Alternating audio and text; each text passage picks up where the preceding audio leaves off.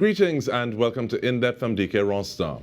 The National Steelband Heroes Hall of Fame Foundation is a registered NGO under the purview of the Ministry of Tourism, Culture and the Arts. Chairman Reginald Vidale, he joins us to discuss its work, including its second annual awards at the Central Bank Auditorium on the evening of Independence Day.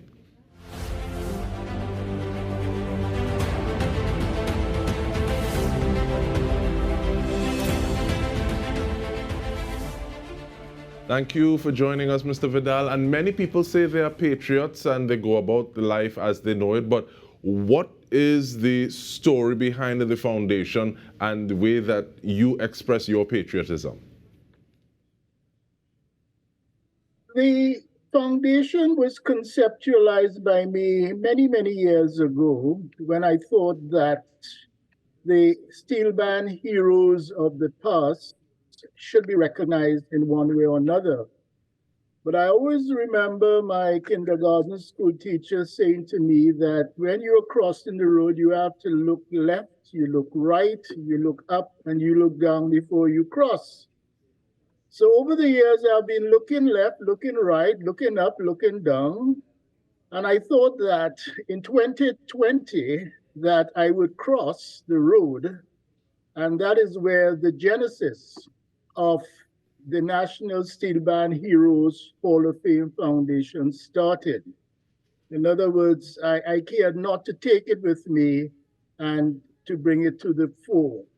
So it started in May of 2020 when the foundation was given its birth.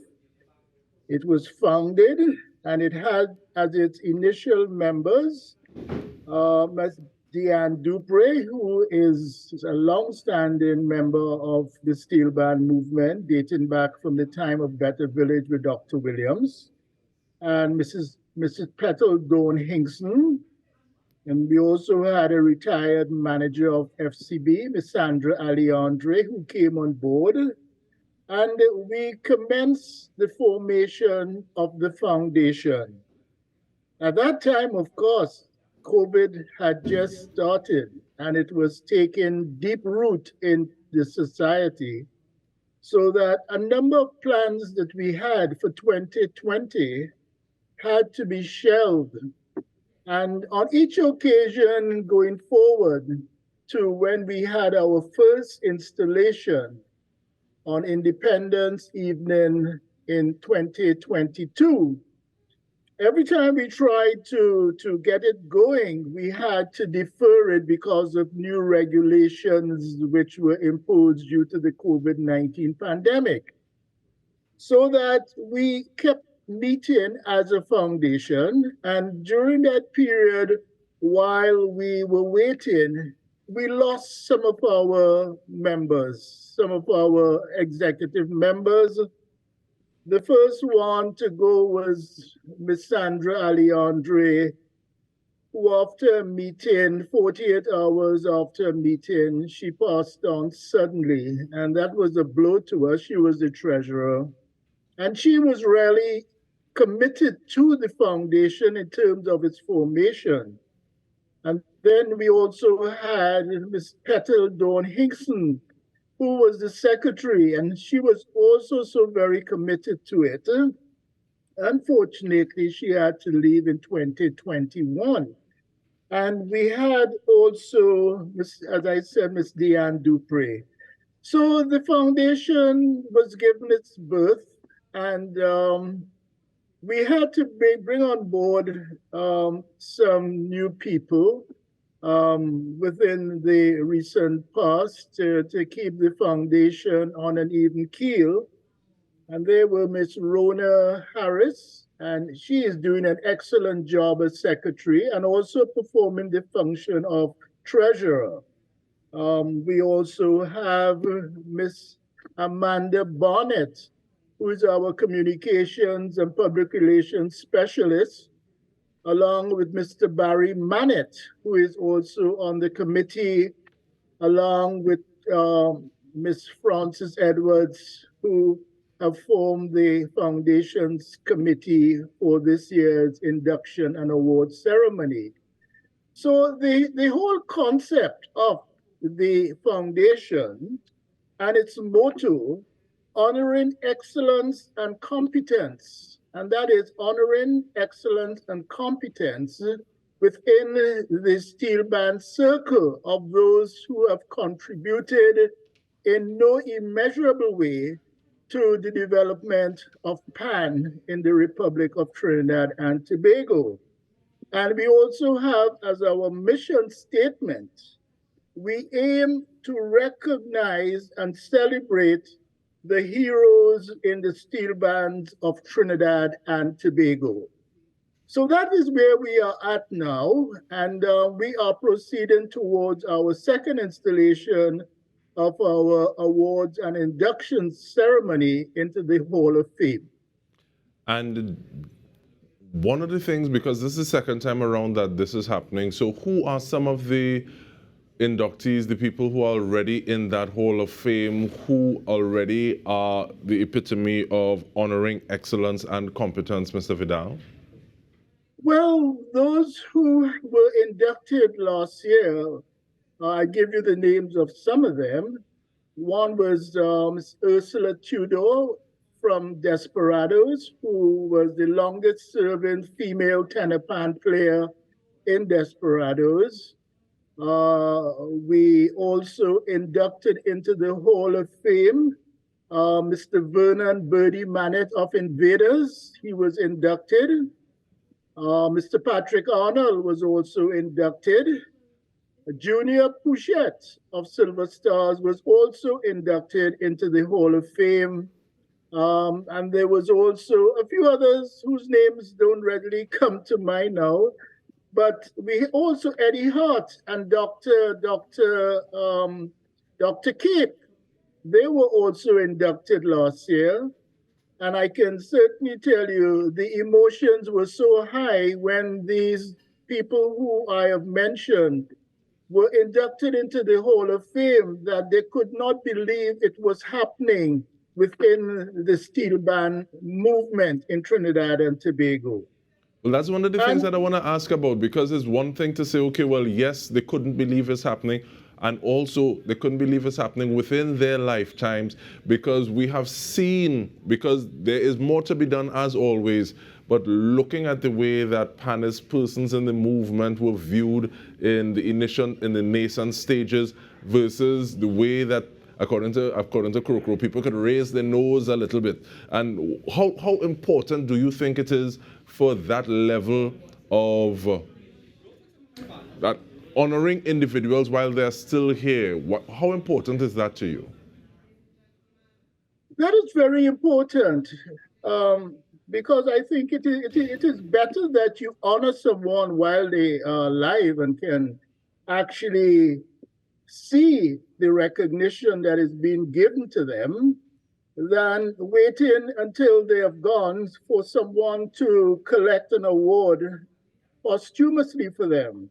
So I think it is more significant that we honor those who are alive, but then we also have to honor those who have passed and who have made an immense contribution to the steel band movement in Trinidad and Tobago. And with that, we take a short break. We are speaking with the chairman of the National Steel Band Heroes Hall of Fame Foundation, Mr. Reginald Vidale. Stay with us. We return with more.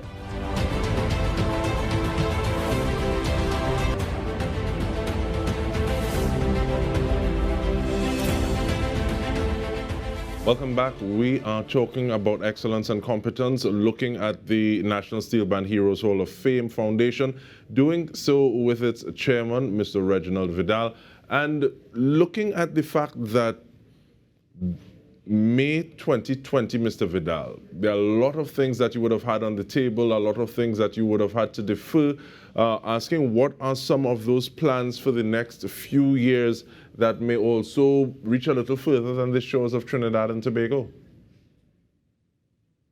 Well, the thing about it, we got to take root in Trinidad, and what we are doing, as I said, this year is the second installation of the awards and induction ceremony. It is of importance and relevant to have it internationalized, which we are looking at doing this year, so that the wider international steel band fraternity would have an appreciation of what the first in its kind Hall of Fame is doing to recognize the heroes of the steel band movement. Now, I see that in the first cohort of inductees, there would have been Patrick Arnold, the former president of Pan Trinbago. What is the relationship between the foundation and Pan Trinbago being the world governing body for steel pan? It's excellent. It's a very healthy relationship, even though the foundation is autonomous, but there is a relationship, and there is certainly a respect of Pan Trinbago and they being the governing body of Pan in Trinidad and Tobago.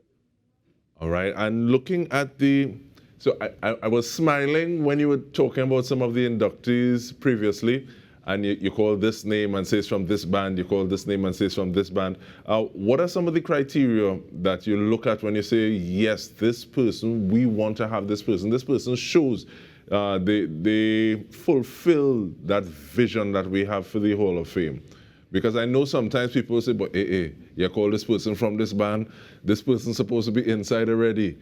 So what is that process like? Well, there is a selection process, and of course, we cannot, on one or two occasions, honor and induct Pan heroes, so that there is a selection committee, a small selection committee, that we select the names of those appropriate that we think have made that worthwhile contribution. And we ask for a bio on what they have contributed to the steel band movement, and more in particular, the steel band that they would have come from. So that there is a process. When we get the bios, we look at them and we say, well, yes, this is a worthy awardee to be placed in the Hall of Fame. And we would write to the person indicating that they have been selected to be given an award and be inducted into the Hall of Fame. And we wait for the response, which normally is always gratifying, that they're very pleased to accept the award and to be inducted into the Hall of Fame. So every year we would have so many that we would induct, going back many years and coming forward, the present, the past. And we hope to have this as a sustainable function going forward for many years to come. And with that in mind, Thursday, August 31, Foundation is hosting its second annual awards function. Who are some of the persons? Do you have that information yet? Are you willing to share some of those inductees or awardees as yet? Well, not just yet. It's going to be a surprise. There are a lot of notable names there, which a lot of people would be very gratified to know that are going to be inducted into the Hall of Fame and who will be receiving awards. So at this stage, I would want to keep it in the hat and hold it until the time. Close to the vest. But is this a public event or is it invitation only? What are some of the parameters of the event? At this stage, it is, and of course, everything hinges around the budget and, the affordability of a number of things. But to be specific in replying to your question, it is not as yet open to the public. It would be for the recipients, relatives, and especially invited members of the steel band and general community. And is it a matter of, so you gave some of the criteria, you said there's a small, selection committee, but is it a matter of people also reaching out to the foundation to engage with you? How do people do that? Is it a matter of social media platforms, calling, emailing? How do people contact to just, one, get information, and two, to say, well, possibly put someone's name in the ring? Well, actually, I'm glad that you've asked that because on this occasion, what we have done, we have put one of our members, Miss Amanda Bonnet, who is a communication specialist. She has taken full responsibility for having the foundation appear, as it were, on all the platforms that those who are interested can make contact, they can make recommendations. Why not? Certainly. Actually, anyone making recommendations would be helping the foundation in being able to select a prospective awardee for the following year. So that would make it much easier for us. And this is what she has been charged with, to ensure that we are on all the networks as practical and possible so that we can spread the message far and wide to all those, both nationally and internationally, that here is, for the first time in the history of the PAN movements of the Republic of Trinidad and Tobago, a National Steelband Heroes Hall of Fame Foundation, inducting into it heroes of the past and heroes of the present, those who have contributed in no immeasurable way to the development of the Steelband movement, and certainly not to have really waited on the United Nations to proclaim Pan Day. We want to ensure that the foundation honors, respects all heroes of the PAN movement who have contributed in no uncertain way. And with that, and we want to thank you so much, Mr. Vidale. Thank you for your time and thank you for the work that you're doing. It's always good to be recognized at home. Sometimes we find the need for people to be recognized outside, and then at home we say, oh yes man, they're from here, you know. So we want to thank you for the work that the foundation is doing. Chairman of the National Steelband Heroes Hall of Fame Foundation, and on behalf of the entire TTT News team, I'm Dike Rostant. This has been In Depth with me.